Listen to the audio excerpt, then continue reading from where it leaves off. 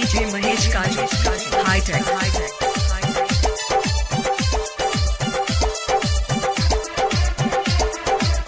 DJ Mahesh काजी hi tech माला भभकलबा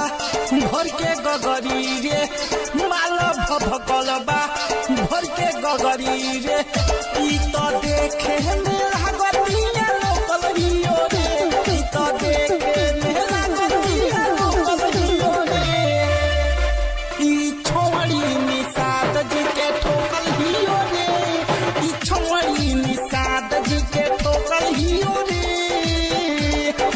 गोरखपुर देवारी के भूकल हियो रे गोरखपुर देवारी के भूकल हियो रे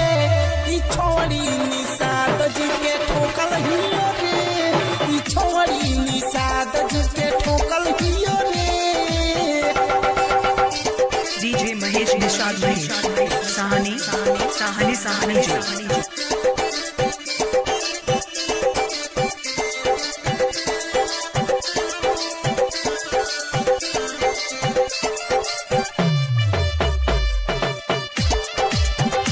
डीजे महेश साहनी हाईटेक तलौरा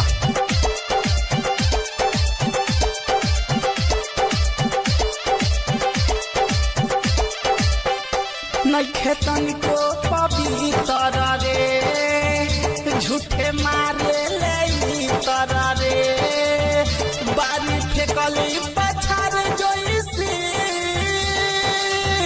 बाटी गमला के छीतर रे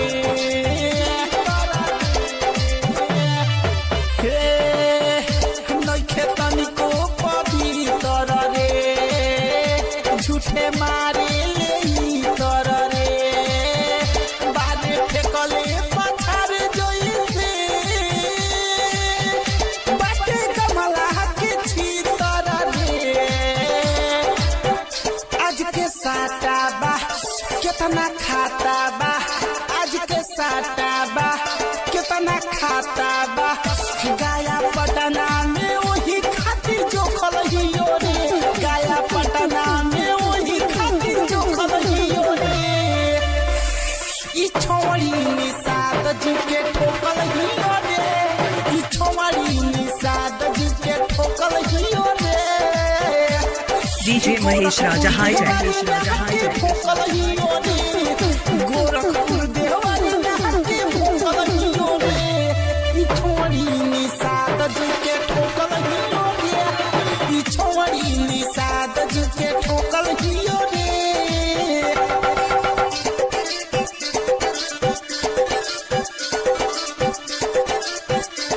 डीजे महेश काजी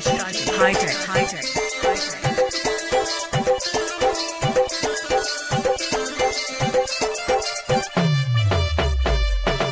डीजे महेश निषाद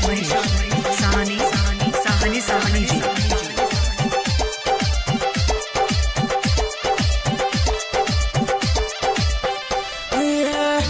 बाई धन राजा मुख्य सजी के मारी कनखी बोलावत रे नोट देखी मनीषावा के हाथे जो बना डोलावत रे बारी धन राजा मुख्य सजी के मारी कनखी बोलावत रे नोट देखी मनीषावा के बाड़ी जो बना देखावत रे बिरजस को है ना जो बोलो है ना बिरजस को है ना जो बोलो है ना कादू सूरज के डेर हवा झोकल हियो रे कादू सूरज के डेर हवा झोकल हियो रे ई छोड़ी निषाद जी के ठोकल हियो रे ई छोड़ी निषाद जी के ठोकल हियो रे गोरखपुर देवारी में हके ठोकल हियो रे गोरखपुर देवारी में हके ठोकल हियो रे ई छोड़ी निषाद जी के ठोकल हियो रे छोड़ी Nishad ji DJ Mahesh Raja High Tech.